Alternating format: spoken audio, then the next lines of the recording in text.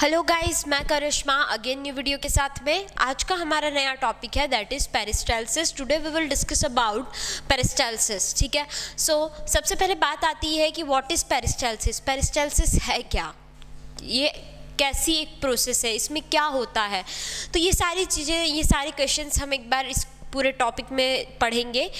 ठीक है, तो सबसे पहले स्टार्ट करते हैं पेरिस्टाल्सिस के बारे में। During the oesophageal phase the swallowing food is pushed through the esophagus by involuntary muscular movements called peristalsis। ठीक है, हो क्या रहा है ड्यूरिंग द इसोफेजियल फेज। जो इसोफेजियल फेज होती है स्वेलोइंग की, जो हम हमारे पुराने वीडियो में पढ़ चुके हैं। अगर आपने वो वीडियो नहीं देखा है तो प्लीज़ जाइए चेक कीजिए।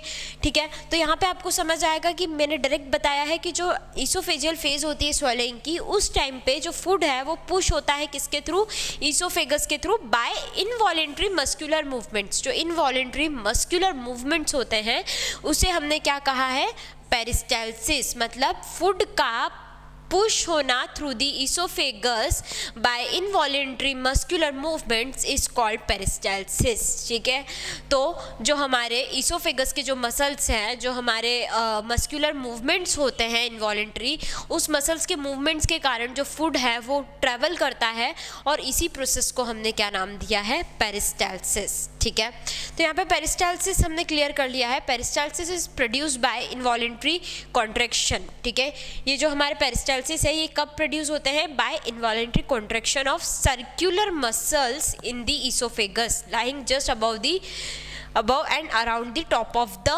bolus and simultaneous contraction of the longitudinal muscles। ठीक है, lying around the bottom of and just below the bolus। हो क्या रहा है, ये जो पेरिस्टाल्सिस मूवमेंट है ये प्रोड्यूस हो रहा है किसके थ्रू, इनवॉलेंट्री कॉन्ट्रैक्शन के थ्रू। ठीक है, तो इनवॉलेंट्री कॉन्ट्रैक्शन तो हो रहा है, लेकिन किसके थ्रू हो रहा है, सर्कुलर मसल्स के थ्रू हो रहा है। ठीक है, जो इसोफेगस के सर्कुलर मसल्स है उनके थ्रू हो रहा है, जो कहाँ प्रेजेंट है, just above and around the bolus.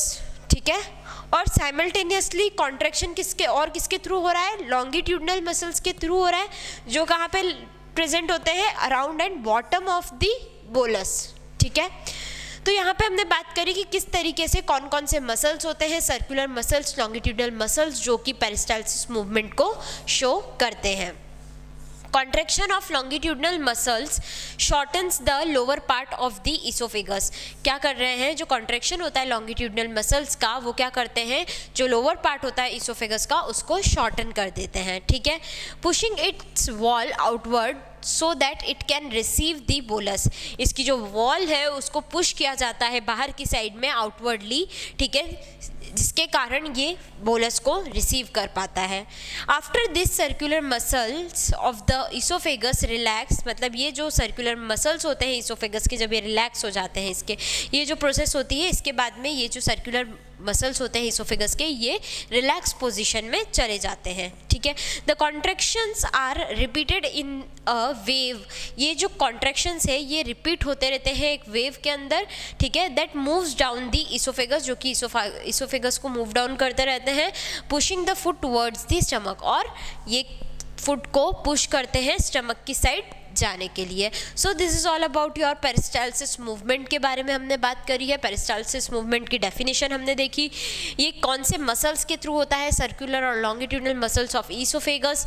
ठीक है, तो ये सारी चीज़ें हमने यहाँ पर डिस्कस कर चुके हैं। इस वीडियो से रिलेटेड आपको कोई भी डाउट आए प्लीज़ कमेंट कीजिएगा। हमने ऑनलाइन होम ट्यूशन भी स्टार्ट किया है, मोर इन्फॉर्मेशन के लिए डिस्क्रिप्शन में चेक कीजिए। Thank you so much.